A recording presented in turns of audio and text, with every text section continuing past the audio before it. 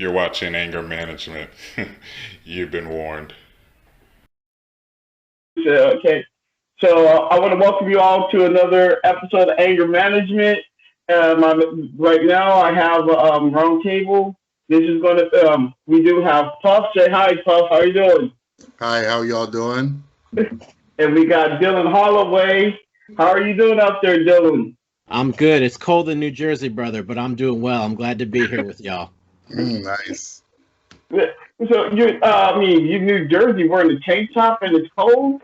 I'm inside, but I got the heat on, so I want to feel like I'm lounging a little bit in my house. So, but it is cold. Taking the dog out, man. It was like 10 degrees with wind chill last night. It's chilly. I bet, man. I just gotta chill. Just hearing that. So and Puff, you're in Midland still, right? No, San Angelo. Oh, that's right. You're over there in San Angelo. Have you guys been seeing some snow up there? Yeah, every once in a while, like West Texas, you'll get like a few inches of snow every couple of years, and we definitely got some this year. Midland got more, but San Angelo got the tail end of it, just like maybe 2 or 3 inches for like a couple of hours, and it melted right away. It was gone. So yeah, we got the short end of the stick, but Midland got quite a bit of snow. Yeah. Okay.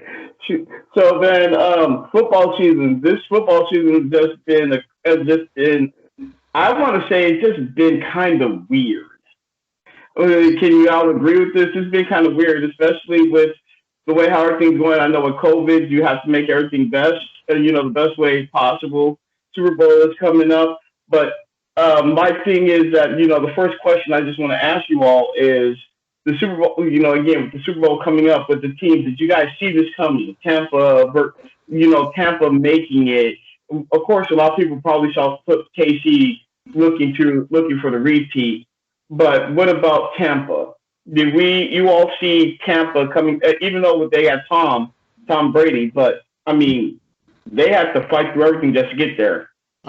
In terms of did I see it coming? No, but at the same time, I'm not shocked by it because it seemed like the NFC was very wide open this year. The AFC was very top heavy. You had Kansas City Chiefs, right? They seemed like the favorite, and then the Buffalo Bills, and then beyond that, the Ravens didn't seem like they were as good. Right, the Steelers kind of panned off at the end there. The Browns made the playoffs, but I don't know how many people took them seriously as a contender. But in terms of the NFC, you had like the Packers, the Seahawks, you had the Buccaneers, the Saints. There was a lot of teams that I could envision going to the Super Bowl, so I'm not shocked. I mean, I don't think a lot of the experts out there had them predicted to go to the Super Bowl. I think they thought that Tom Brady this is going to be his like quote unquote fun season, like he's no longer under the thumb of Bill Belichick and the Patriot way, so he's going to go have some fun in Tampa Bay. But now he's right back bursting through that wall in the Super Bowl. And Tampa Bay's got a good team even beyond Tom Brady. Like, I know he's getting a lot of the hype because, I mean, he deserves it. He's been in a lot of Super Bowls, right? He's got 6 championships. But Tampa Bay's team is awesome. The run game, they got awesome wide receivers, Antonio Brown, Mike Evans. The defense is really good. I love Devin White at inside linebacker. So they've got a complete team. So I'm excited to see how they do against Kansas City. Yeah, absolutely. I agree with everything you said. If you ask me, like, did I see Tampa Bay in the Super Bowl? I'd go back to the coverage of when the Tom Brady free agent signing happened.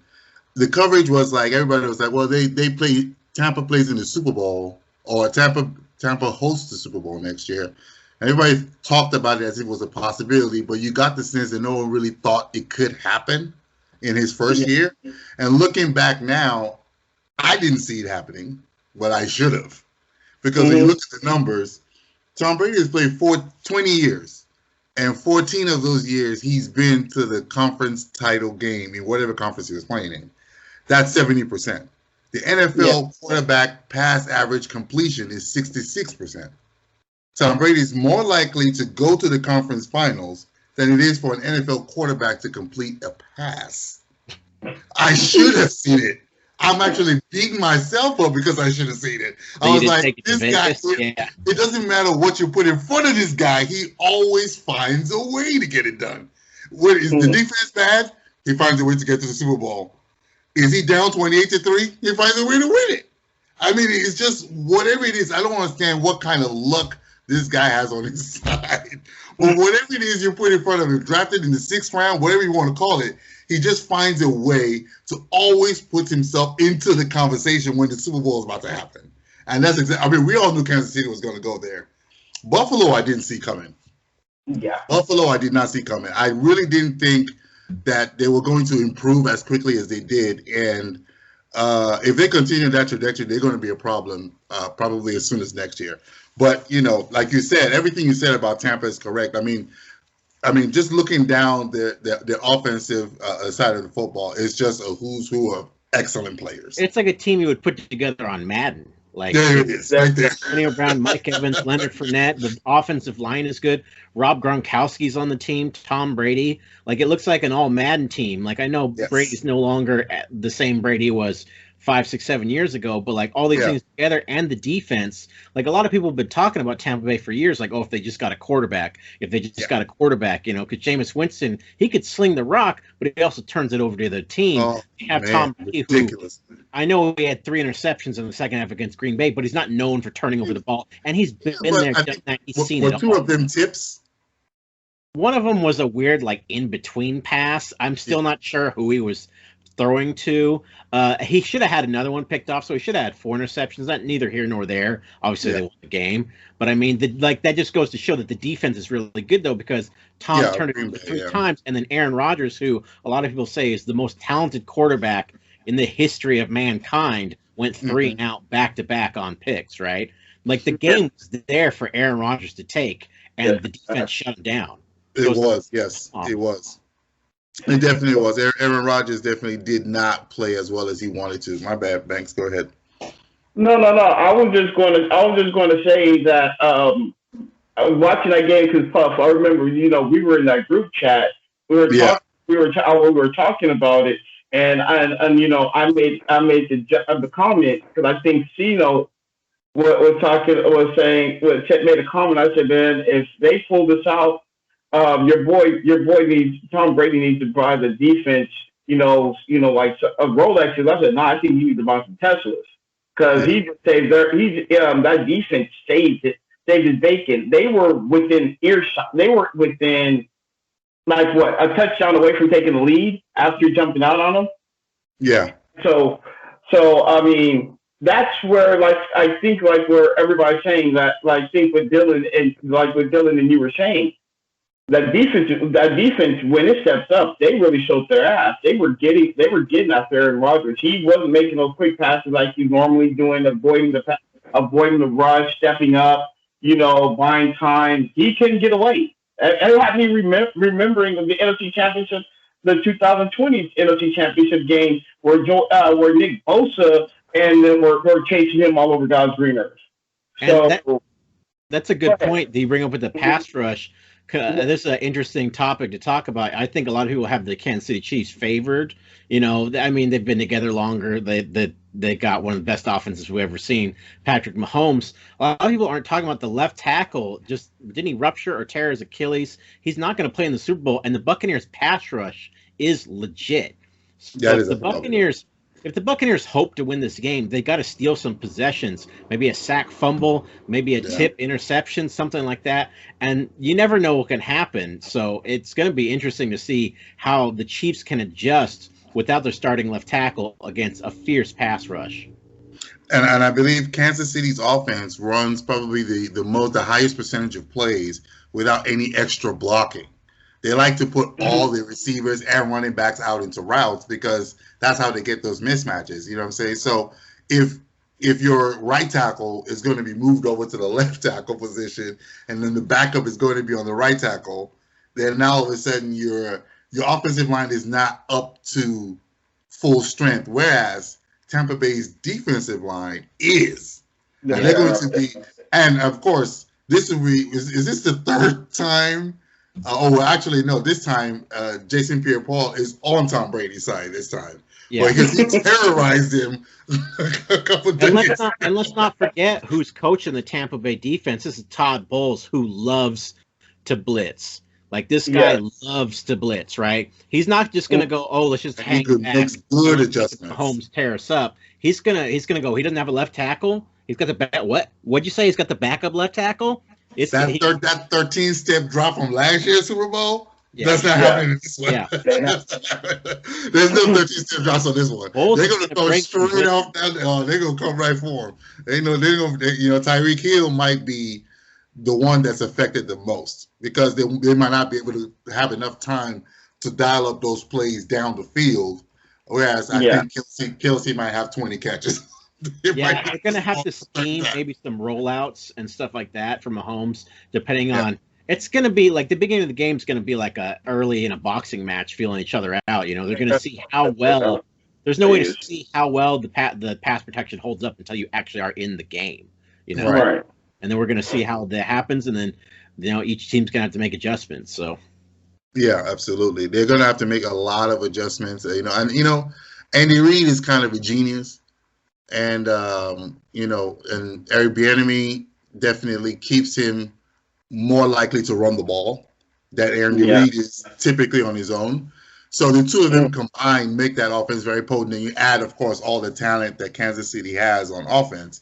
And, you can see why there's such a potent mix. You have all those brains working together and coming up, dialing up ridiculous plays. I can see why they're so good offensively. And Mahomes just understands what he's seen out there probably as quickly as any quarterback we've ever seen. He comes up with the answer quickly. And sometimes you see plays that he makes and you're like, I think they figured that out and he still beat him anyway. And, that's kind of how it is. It's like it doesn't I'm a Broncos fan.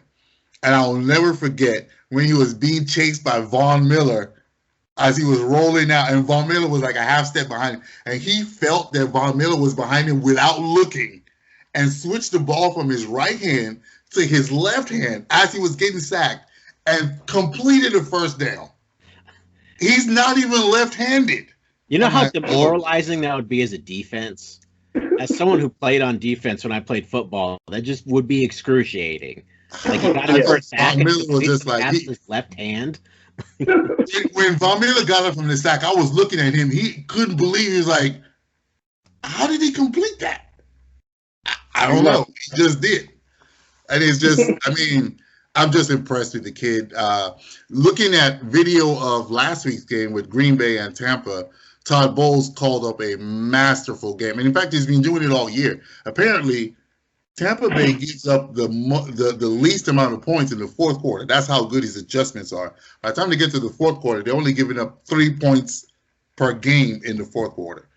They're giving up 17 in the first quarter. But by the time they get to the fourth quarter, it's only 3. So which is pretty incredible. Yeah. Yes, typically it's the opposite. Like typically by the fourth quarter, the offense, especially the offensive line, starts to lean on the defense a little bit, start gashing them more and more. Yeah, right. So it being the opposite is pretty impressive that he just puts the clamps on him in the fourth quarter, and he's like, no and more. And also more.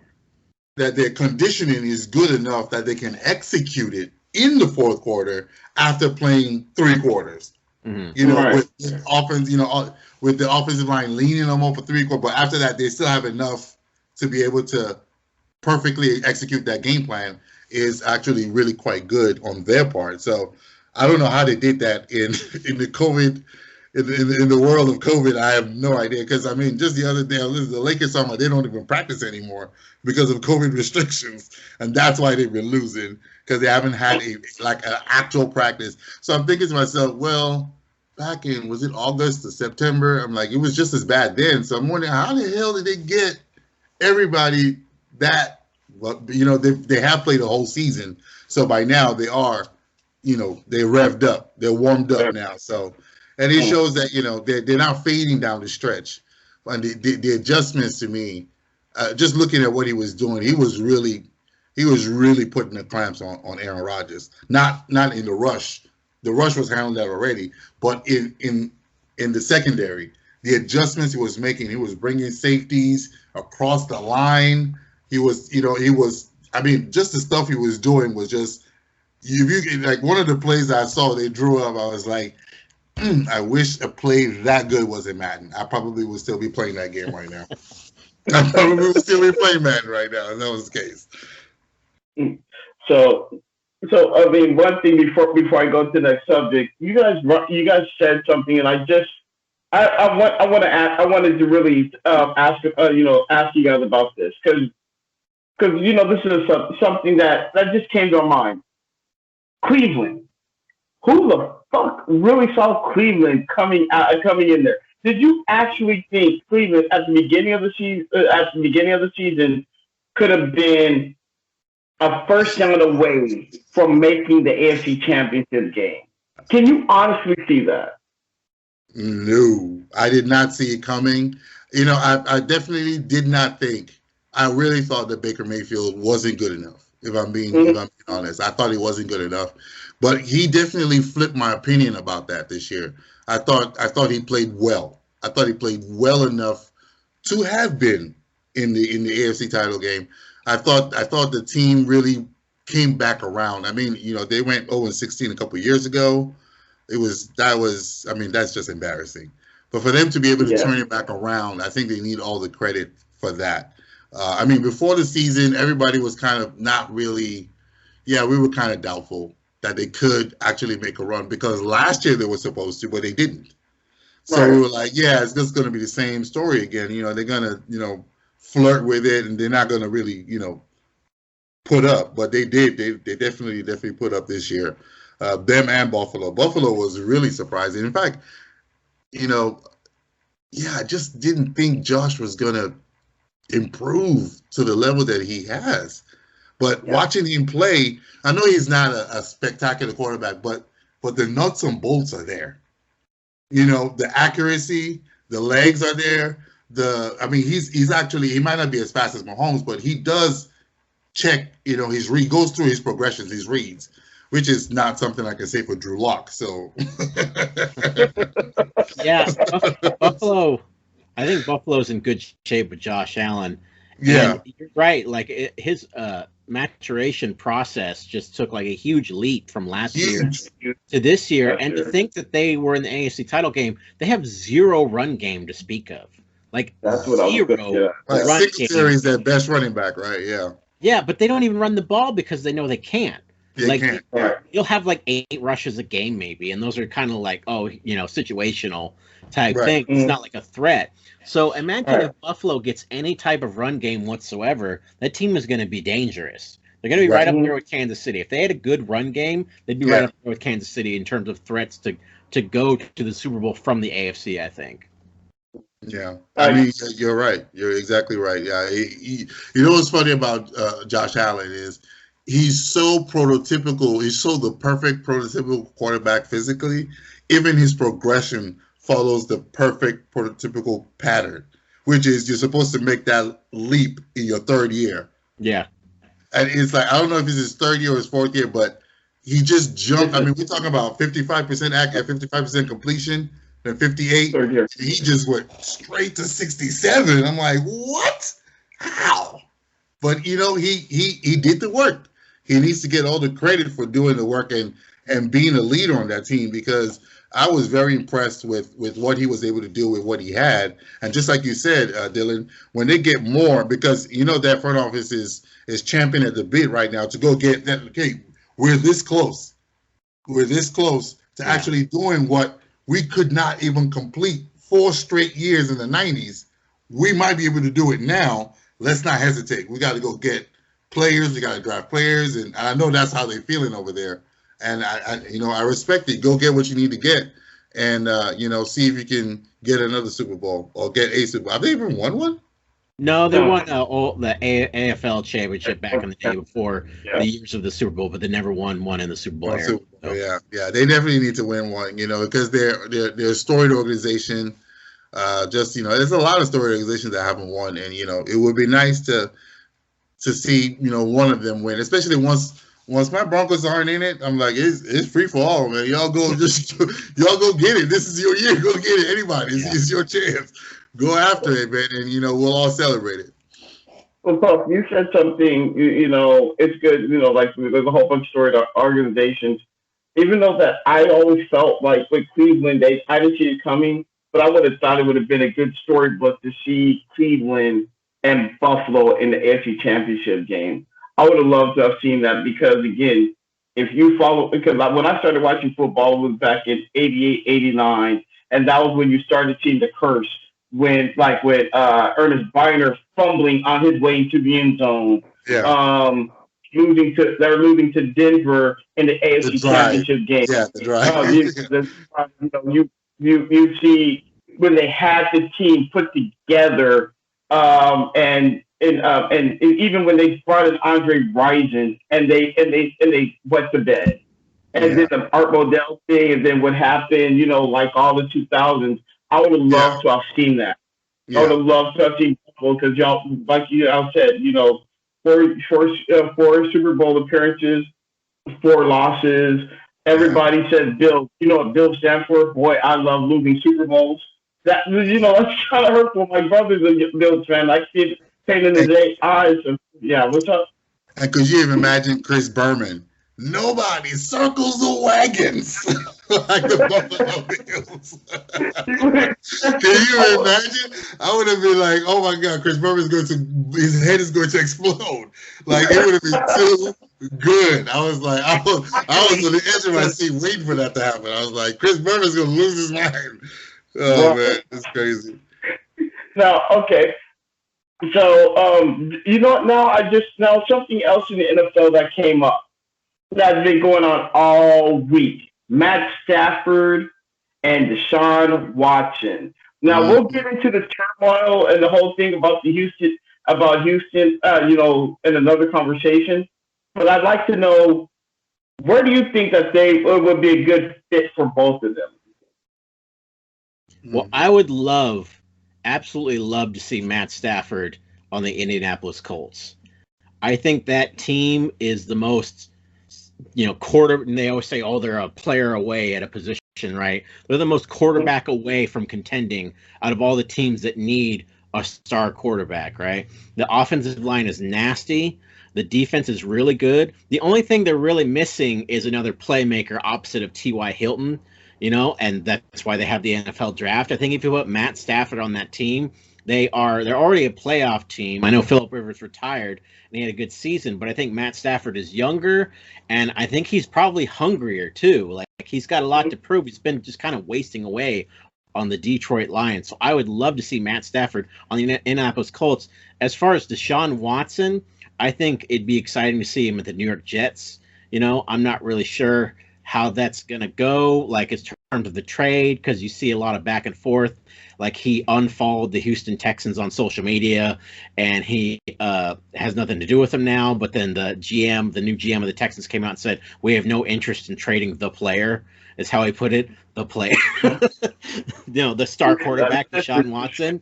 And the new head coach, he said he took the job thinking Deshaun Watson was going to be there, which of course you would, right? Like, why would you? He's like, oh, you got Deshaun Watson? Awesome. Like, I want this job. And now he gets there, and they're like, so Deshaun might be on his way out. Like, that would suck. So it'll be interesting to see where both of them go. But those would be my two picks, the Jets and the Colts. What about you guys? Man, I love your pick of the Indianapolis Colts. In fact, as I hear it, I think it's perfect. Because, Phillip Rivers going there, I was like, footnote, nothing's going to happen. And, the Colts were competitive this year. That gives credence to your theory that they are just one player away. And like I said, Stafford is looking for that. I know he might not think that he misses being in the spotlight or being in the playoffs, or he might not think that, he's missed out on any of that. But all he has to do is taste it once, and he'll be like, oh, yeah, I've missed this. I've been missing this my whole career. Like, this is fun now. And, it's going to – if he gets that, it's great. But as for Deshaun, I've heard Miami. I've heard the 49ers.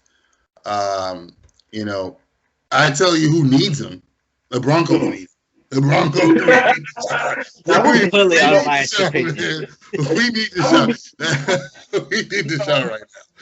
And before you continue, Puff, me and Titus, the guy who's going to join us, we were talking about that. We were saying that with that offense, which they have all on Denver, and then you throw to Deshaun Watson, they would legitimately look like they would be scaring Kansas City right off the jump. There would not be any well, should they do it? No, you're like what Dylan was saying, a quarterback away. That's just it. Yeah. Put in a good quarterback right there with those weapons. I Yeah. think Denver would take off. Can you The imagine defense needs a little help though. But go ahead. Can you imagine if Denver got Deshaun Watson, how tough that division would be? Ooh. You'd have the Kansas City Chiefs with Mahomes, Denver Broncos with Deshaun Watson. The Raiders are looking better, and then you've got this. I almost called San Diego, the Los Angeles Chargers, Las Vegas, Justin Herbert, who looks like he's going to be a stud in the league. He's got a lot of weapons. That division is going to be competitive if they get a Deshaun Watson. Yeah, I mean it is already because we already got 3. I mean, even Derek Carr is pretty good. So I mean, we got 3 stellar quarterbacks and then 1 shit one. So yeah, I think he's doing pretty good if Derek Carr is the worst quarterback in the division, right? Well, Derek Carr is Drew Lock is. I mean, if they got Deshaun, I'm saying if they got Deshaun, yeah. Okay, yeah. Your point is exactly right. If Derek Carr is your worst quarterback, it's like the exact opposite of the NFC East, which is just wow. That division is rough. Oh, man. I think another team, the Washington football team. Can you imagine Deshaun went there? That'd be exciting. Yeah. Oh, that's another good one. That's a good one right there. But the one I think is most intriguing is the 49ers. You know, if you put it there, I think I see that a lot. And Mahomes next year. I see that a lot, but what would they do with Jimmy Garoppolo? Doesn't he have a big contract? Yeah, he has a big contract. Maybe what they're probably doing, they're going to probably have to ship him out somewhere. And the more who's going to trade for that though? Yeah, I don't know. Quarterback with a big contract. Yeah, well, because he's played 2 years there, right? So that contract might be, that contract might be. What has Jimmy Garoppolo shown you that he's going to go into a franchise and turn things around? You know, and the 49ers have a really good structure around him. Yeah. And it seems at least obvious to me as someone who watches every NFC West game that they need an upgrade at quarterback in order to get over the hump. They should have won the Super Bowl against Kansas City. We're not talking about that right now. I'm a Seahawks fan, but I will say it right now. Oh, man, you know, the Super Bowl. It slipped my mind. Thanks, you're a 49ers fan. I totally forgot about that. And I'm like, they had 2 minutes, and I'm like, oh, they're going to win right there. And that overthrow, how that overthrow. That team is so good. They have so many pieces. Talented. They were so impressive last year. In fact, it was like they rose so fast over that 1.5 years that by the time they got good, it wasn't even worth talking about anymore because it was so clear to everyone that team was their offense was creative. The way they ran the ball was extremely well calculated. I mean, they had everything. The coaches is a brilliant mind. They just don't have they have a good quarterback. They don't have an upper level talent quarterback. That's exactly. And that's what Deshaun is. Jimmy you bring Garoppolo that in there. That whole by any means, but he's definitely not an elite quarterback. Whereas Deshaun Watson, what is he, 5th worst in the league at the worst, right? Yeah, I mean he is or 5th best, talented. Yeah, 5th best in the league at worst. And he fits them too because he can run. Yeah. So now when you're dialing up all these creative runs with these motions, you got to watch out because Deshaun might be keeping the ball.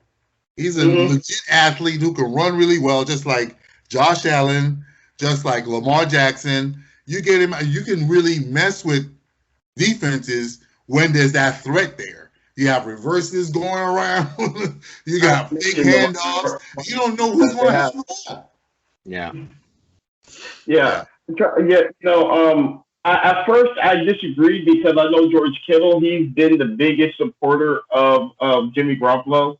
And I'm thinking if you do that I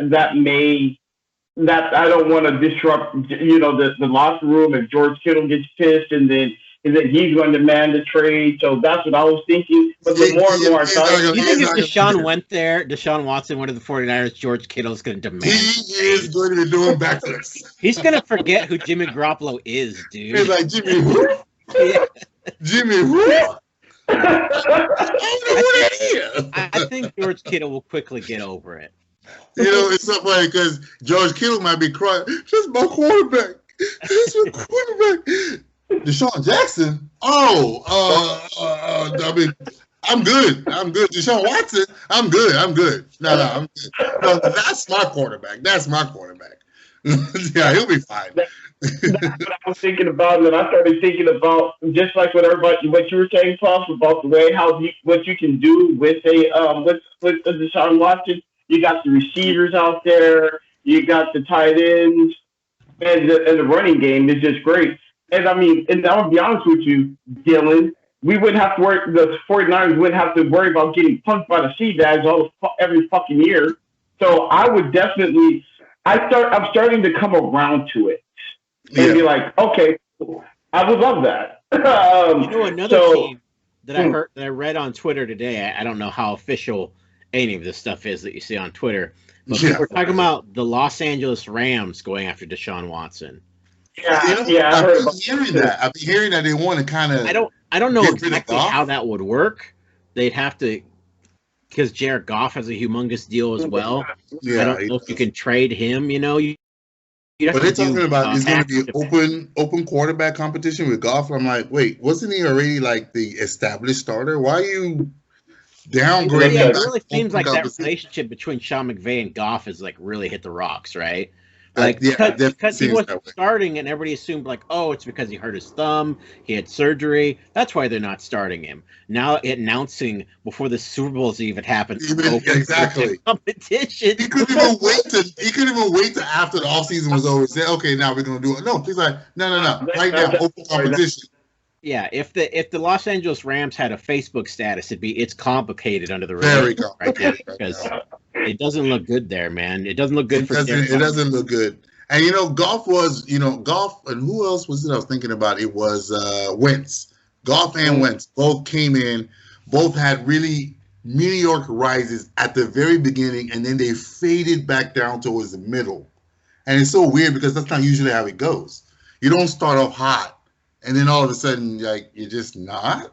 It's just weird. I think a lot of Goff's is related to not only are teams starting to figure out maybe that offense a little bit, but they no longer have the threat of an unstoppable Todd Gurley. Because as a Seahawks fan, watching Todd Gurley just destroy them two games every season, and that helped Jared Goff on the play actions, on the rollouts and everything. When you have an absolute monster at running back, they don't have that anymore. I know the kid from Ohio State's looking pretty good, the rookie. He did really well in that playoff game where they beat Seattle, but I mean, he's not Todd Gurley yet. He's not Todd Gurley yet. Yeah. And maybe Goff's confidence is a little bit hurt too at this point, like that's a real thing. These are human beings, it's human nature to where if your coach is coming out and saying like, hey, I don't know about this, and we might have an open competition. He's probably thinking like, what? Like I took this team to the Super Bowl, like open competition with some guy, Yeah.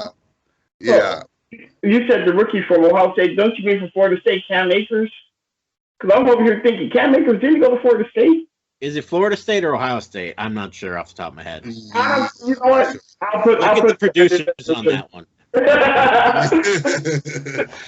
We'll look at that, make sure. So I was like, I could have sworn. I remember Cam Akers that sat there and he did that. But again, we'll look at it. Either way it goes, he was a rookie, but he wasn't no Todd Gurley though. You're right, Florida State. Florida State. Okay. So it looks like if we're just going to say this right now, and one thing is I'm just kind of curious about, because I know that he said they say Deshaun Watson wants to go to the Jets. I'm trying to think about what's up there with the Jets. Why go up there? The Jets have talent. I know a lot of people are down on the Jets because they were terrible last year. So bad, How much of that was Adam Gase, and how much of that was at least 99%. The team giving up halfway through the season. Like at least 99%. Like I just touched on, it's human nature. These are human beings. Like when you're on a bad football team, and I've been on a bad football team, and you're halfway through the season, you're like, why are we even? How much are we going to lose by today? It's like you don't even really care that much. Yeah. Why are we putting our bodies in line for this guy? On the line for all this, exactly. So I think Deshaun Watson could make things a lot different in New York, and they have a talented defense. And like I said, just a couple more playmakers. And I said about other teams too. Just a couple more playmakers on offense, and the New York Jets could be a contender in that division. Yeah. Have they hired a new coach? Yeah, it's Robert Saleh. Yeah, they took another defensive coordinator. Yeah. Who's defensive coordinator? The former 49er defensive coordinator, Robert Saleh. Yeah. Okay. So yeah, I mean, if that's where he wants to go, if that's what he's looking at, so I don't like to question these guys on where they pick, because sometimes, like for example, when Jason Pierre-Paul went down to Tampa Bay, I was like, that's not a good decision. Well, guess who has the last laugh now? It's him. So I don't. Whenever a player says he wants to go to a terrible team, I'm like, yeah, maybe he's seeing something that I'm not seeing. So I just assume that they know something I don't know, because I'm not in the NFL. But I was wondering, this. I don't know if you guys noticed this as a trend. I wanted to see what you guys think about this. Whenever a player wants out, like Deshaun Watson, I wonder, do you see as a trend that teams always take the position that they hold all the cards? And that, in my opinion, teams always pretend they hold all the cards up until James Harden shows up at the press conference and flames you, and then you have to trade him the next day. And you're like, you know what? Damn it, I got to trade him. I think it used to be like that, where teams held all the cards. I think in today's day and age, especially those elite star players like a James Harden, a Deshaun Watson, like if the third string tight end for the Seattle Seahawks came out and said, I want to trade right now, they'd be like, shut up, dude. No one would even But Deshaun Watson coming out, like everybody's already watching what he's doing. And if he just says, hey, I just won't play, it's kind of a back and forth. And your best bet is to try and make him happy, to try to like, hey, we'll bring in this guy for you. We'll hire this coach for you. What do you think about this GM? Yeah. Because at the end of the day, Deshaun holds the cards. He can choose to not But play. teams always pretend they hold the cards. I don't know why they do this. It's like Houston. No. We're looking at options, and they were dragging their feet, and James Harden was like, you know what? I'm about to turn up the heat. It's because the worst thing that can happen for like trade value is like James Harden or someone to come out and go, I want out of here tomorrow. Because then when you call somebody and you're like, hey, what do you think about James Harden? They're like, come on, man. I know he wants out of there right now. Exactly. So I could give you like a 7th round pick. You're like, what? There's only 2 rounds in the NBA draft. Because because they know you got to trade him because he doesn't want to be there. So. Yeah. Yeah, I always think teams always come up with this like, oh yeah, we're the organization, and it's all about us, and we're gonna do what's best for us. And I'm like, okay, if you don't think that player is thinking I'm going to do what's best for me, you're sadly mistaken. And he's going to hold your feet to the fire. He's going to have your fans calling you. He's going to have your what do they call them, season ticket holders talking about, nah, we're not doing it this year. He's going to have every single question and every press conference going to be, man, if you don't start calling people, I'm like, look, we need to make a trade right here, and we immediately they tell you, I want to trade, just immediately start calling people. They're like, you know what? He wants to come to you guys. And you just have to, the idea that, we hold all the cards, every single time every team does that, they are always wrong. The Rockets every single time. The Rockets did get a lot for James Harden, though. They did. They got a ton of draft picks, Victor Oladipo, so it's not like they just, they got the DeAndre Hopkins trade with the Houston Texans where they got an aging running back who seems like he's lost a step, and what did they get, like a 2nd round pick or something like that for potentially the best wide receiver in the league. I got a really good friend who's a huge Houston sports fan. He's from Houston, so he's just like been in a bad mood for a while now. I have one from Houston too, yeah. The Rockets lost James Harden, and now the Deshaun Watson wants out. Yeah, wait, I can't even go to the strip club with James Harden. Why am I even here? What am I doing here? I gotta go. Oh man, yeah, I gotta go. That's what he said. I can't even go to the strip with James. What am I even doing here, man? Guys, get me out of here. That was the last straw. Once James Harden gone, Deshaun Watson like, I'm out. Yeah. I can honestly say that you got it right though, because with Houston, I don't know, maybe it's a cursed city, or whatever it is, because they just keep losing everything. If they lose first, they lose the Oilers. Now they're losing star players, and it's like now it's just management. That's what I just like to talk to you guys now. I want to touch on this now, and this is something I want to say it's kind of serious. Do you guys feel like there's a lack of diversity hires in the NFL, or do you think it's just that the franchise is just going to hire who they want to hire? This is what's best for their team. And this is just something that it's a touchy one, but at the same breath, let's just be honest. Is there lack of diversity, or you're just thinking it's best for the football team? No, there's definitely a lack of diversity, and the NFL put in, whether you take it that they were sincere, that they put in steps to the Rooney Rule to try to help that, whichever way you want to look at it. The fact is, the numbers definitely went up. So they definitely made an effort to try to increase that diversity. But what we're looking at in the last 4 years is we've had the most, probably in recent history, the most strife between race in America over the last 4 years. So to me, it's not surprising that front offices are just specifically not hiring black people. I don't think they intended to do that. I don't think that was the intention. But I think there's that little feeling where, where when they think about how race is viewed, they might I don't want to deal with that. I don't want to feel under pressure from it. And that's the privilege you've had. Like, if you've had the privilege of not being discriminated against, then you don't understand how just picking the guys that look like you all the time is going to make those who have been feel, right? So I don't think anybody's being malicious about it, but who I will hold to task on it is definitely the owners. I don't know why that happened, but yeah, the owners. Yeah, the owners, because the owners all ganged together to ensure that Colin Kaepernick, who did not commit a crime, could never play again.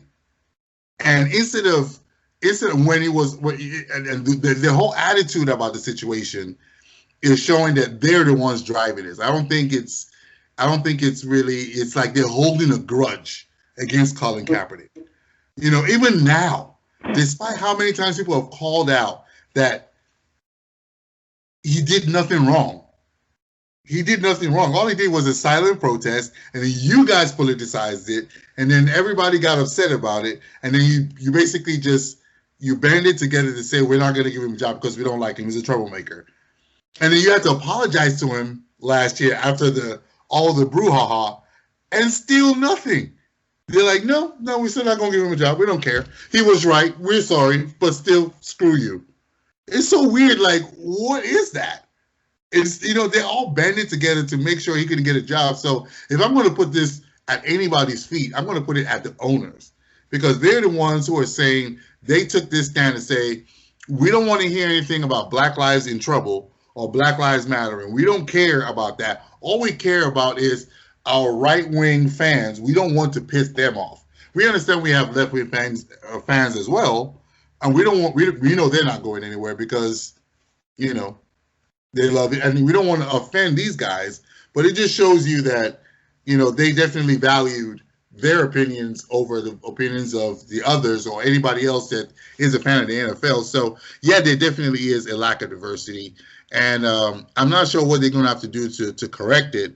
For example, Eric Bieniemy, he should have been a head coach for at least 2 years now. But yeah, I don't think he's even gotten an interview. He's gotten interviews, and I want to touch on the point you made about how they say they've made efforts to increase the diversity and everything. And I see arguments back and forth all day long, usually on the internet by people without profile pictures, right? People arguing all day long about, like, well, they're going to hire whoever's the best fit. Race doesn't matter, right? Race doesn't matter.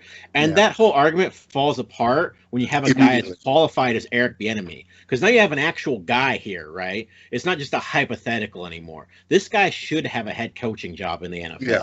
There's no question. And I've researched this extensively because I myself wonder, like, why doesn't this guy have a head coaching job yet?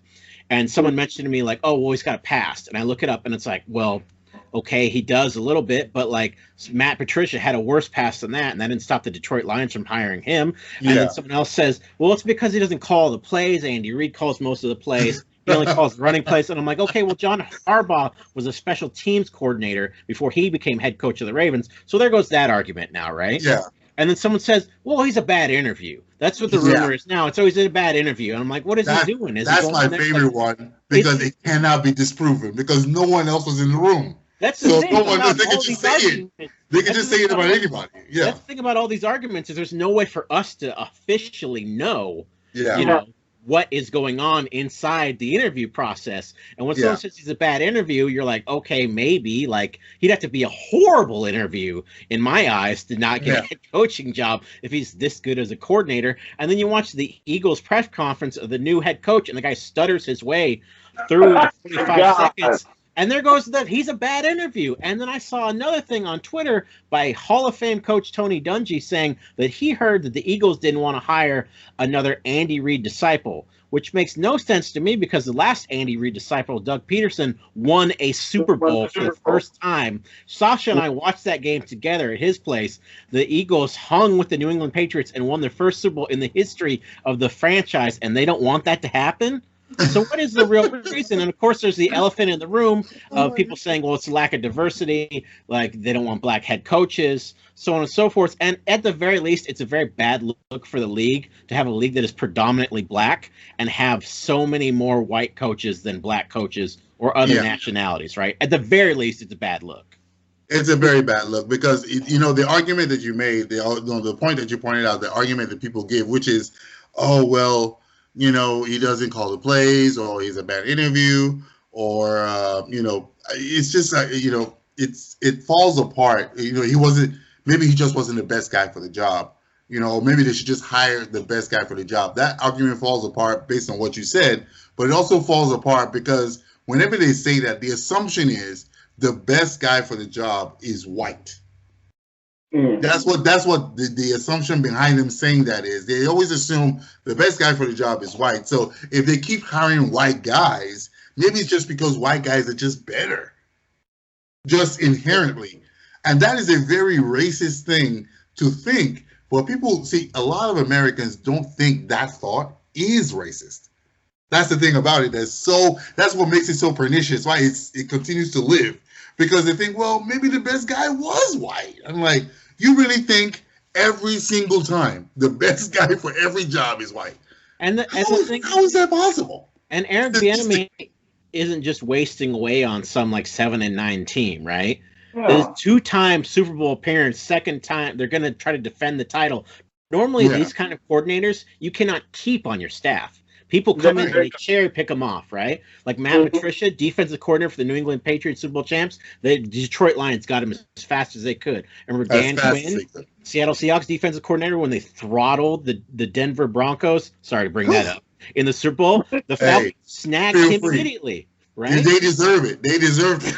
They deserve it. Right? Am I wrong? Every coordinator on those big time Super Bowl teams gets snagged up, but for some reason, Eric Bieniemy doesn't have a job yet. And like you said, there's no way for us to officially know, which is the reason this argument will just keep going on until we're all blue in the face, right? There's no way for us to officially know what the deal is unless we hook every owner up to a lie detector test. Exactly. Why didn't you hire this guy? If we did that, I think we would find, I think it would be awful.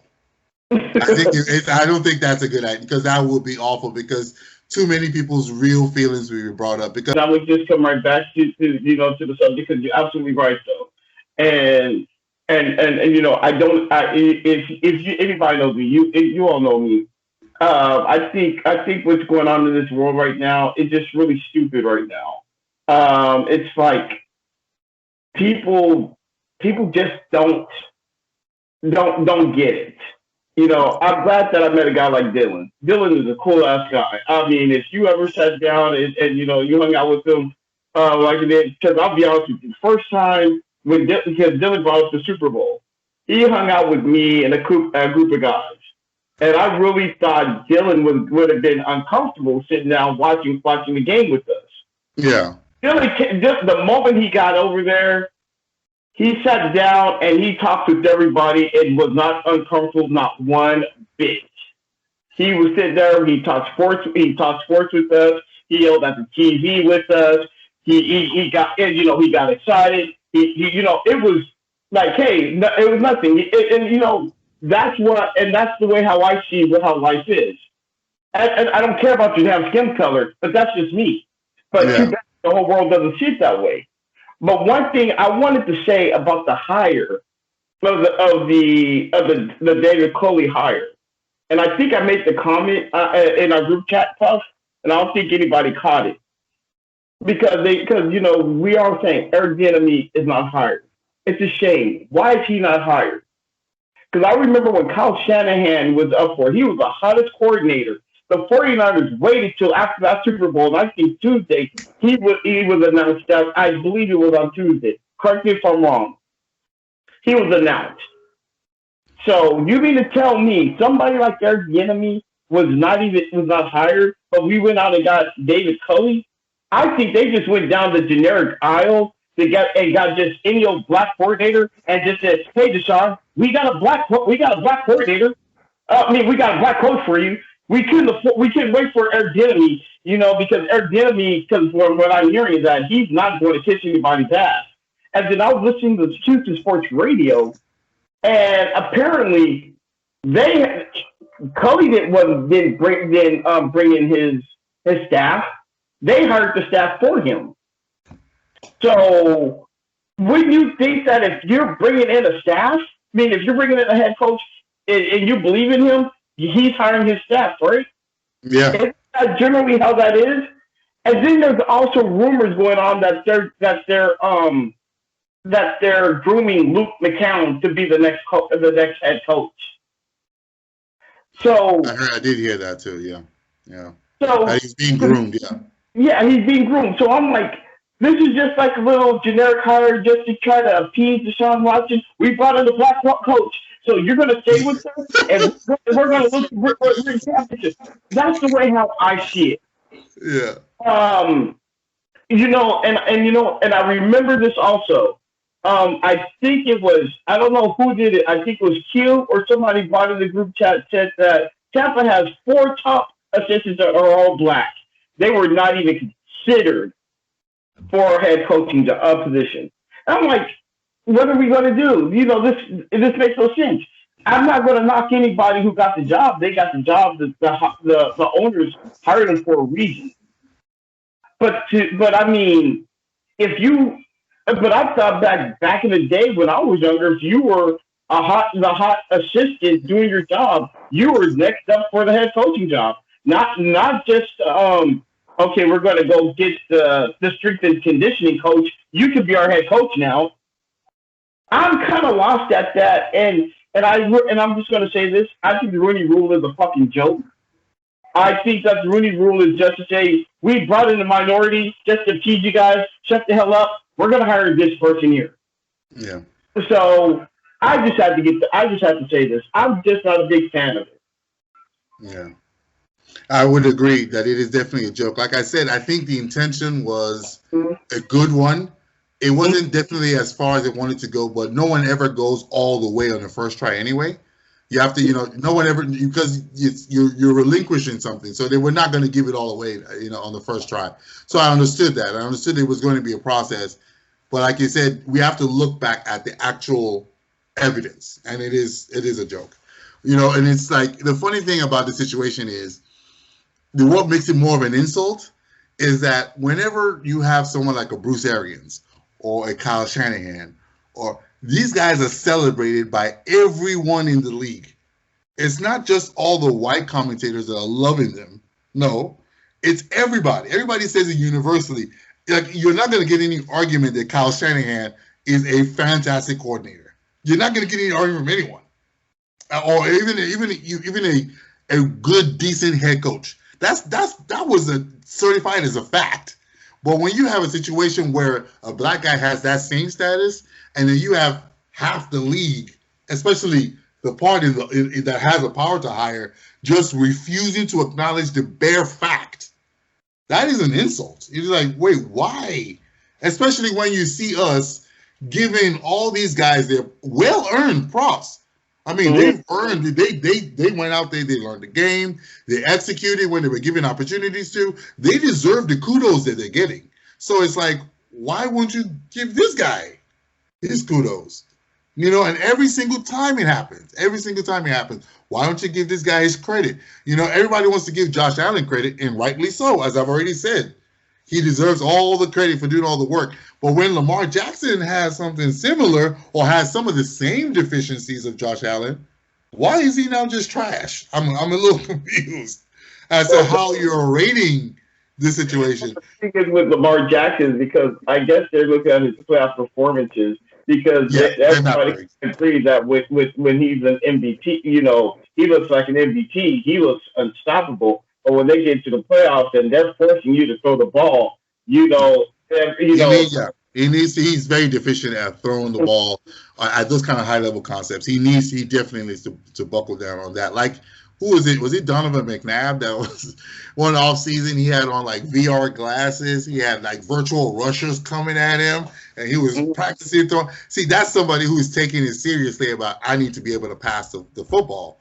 Lamar Jackson hasn't hit that level yet where he thinks it's necessary to go that he needs to be that desperate about getting better at throwing the football. I know, because he's awesome at running it. He's awesome at playing football. So he thinks, yeah, I'm good. I'm like, look, you're not good enough. And the playoffs tell this story every year. You're not good enough. You got to get better. And if you don't get better, that narrative is going to stick. Yeah, the problem with the Ravens offense too is the kind of offense that isn't built to come back from behind. Yeah. And if you want to make a playoff run and get to the Super Bowl, you need to be ready for every situation, right? You can't just go, we're going to do these we're just going to do these certain run plays and just hope that they work, and that's all we got. Because that's a lot of times what it feels like watching a Ravens game, and I like watching their offense because I love watching old school smash mouth running the football, right? Yeah. But it's like, it just seems predictable at times too. It's like run the ball.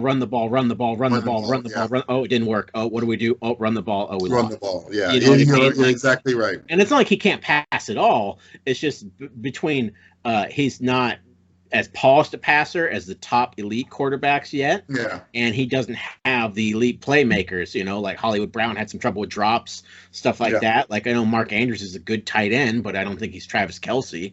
I don't think anyone can argue with me on that, right? And then George Kittle. Right? No. Willie Snead.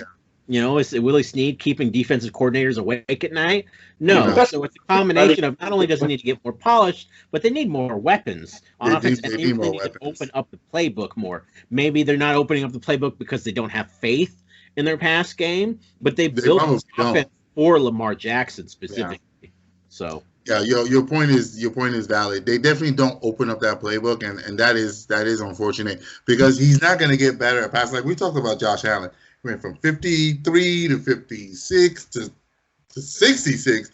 If you wouldn't have gotten that progression if he wasn't throwing the ball the first 2 years, which he was. It doesn't matter that he's not the best at it. He's only going to get better at it if he gets reps in live action games to get better at it. So you're going to have to call up at least 20 to 30 pass plays a game for Lamar Jackson. Whether you think he's a good passer or not, I'm sorry, that's irrelevant at this point. Because if you're looking at it from the standpoint of this year you went and you didn't get anything done. So if you're going to open up the playbook next year and you're like, well, we don't want to waste a year while he's improving. You just wasted a year while you didn't think he was improving. So you might as well burn one anyway. Just let him throw the ball. And then maybe in 2022 or 2023, you guys might be talking about he's as good as any quarterback at throwing the ball, but he's going to need some reps. And if you just keep running the ball all the time, he's not getting those reps. He's not getting those. He's not getting practice at reading. He's not getting practice. I mean, he's really not that good at figuring out what the defense is trying to do. So he definitely needs to improve. He's an exceptional athlete. I mean, he has a very good touch on the football. Throws a great spiral. I don't see why they wouldn't try it. I mean, they should definitely give him a couple more looks at throwing the ball.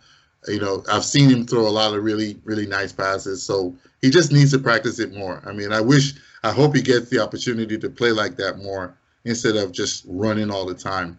Yeah. Well, they need to hurry up and do something real quick because one thing I want to say is that Cincinnati, as much as I know that they may have been trash, Joe Burrow is going to come back, and he looked pretty good last year before he busted his knee. And they have a nice offense. So I'm going to say that Cleveland, we're going to see if they're myth or not, or what it is. And because again, they were sneezed away from the AFC Championship game, and they get OBJ back, right? Yeah, I mean, but that's if they're going to keep him. I'm hearing rumors that they might not. Yeah, that's true. I did think about that too. Yeah. But fellas, I want to really thank you all for taking your time and sitting down with me and talking some sports. I mean, we got to do this again. Or you guys, if I send an invitation, is this something that you guys want to do with me? That's a yes for me. Yeah, it was really, really, really nice to meet you, Dillon. That's for damn sure. You too, brother. Yeah. Chatting with you guys and getting to hash out the NFL talk. So we'll have to do it again after the Super Bowl. Maybe talk some NBA or something if you guys are interested. 2 weeks. 2 weeks. I'm going to let you guys know in 2 weeks. We'll come up with some topics and we're going to go do it. We'll go ahead and get together. Maybe we'll get some basketball because you know what, Dillon? I'm just kind of shocked that Golden State is winning right now. I am really surprised about that. I'm not. I got Steph Curry as MVP so far. If they make the playoffs, that dude has to win MVP. Because I'm not. I'm not at all. Dude. When everyone was projecting Golden State at the bottom of the Western Conference, I was like, when after Clay got hurt again, I'm like, have y'all seen Steph play? Like, I don't think you guys understand the level of stress he puts on the defense. Like, it's ridiculous what he's able to do. So once they started off a little slow, but then he's just kicked it into high gear. I was like, you know what? I'm pissed. I'm ready to go off now. And ever since then, they've been kind of teetering, but they're definitely on that positive side. I'm like, that's exactly what I was expecting.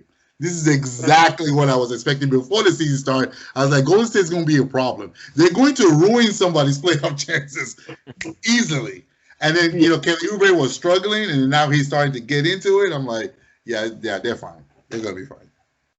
Well, guys, I want to thank you all again for joining Anger Management. I definitely appreciate it. And, hey, you know what? If you guys like this, like it, and share it with everybody. I hate to even say that shit. Share, subscribe. Come on, dude. Like, share, subscribe. Oh, dude, subscribe to you? I don't even think I subscribe. Where people view it? Is it on YouTube? Where's it at, Sasha? Yeah, I'm going to put it on YouTube. Let them know, man. Come on. Let them know. Share it out. Hey, if any ladies are thirsty, definitely let me know. Just make sure you shoot them emails over. You understand? Nightmare over here. I'm going to talk to y'all later. Y'all have a good night tonight, man. All right, Later, guys. Bye.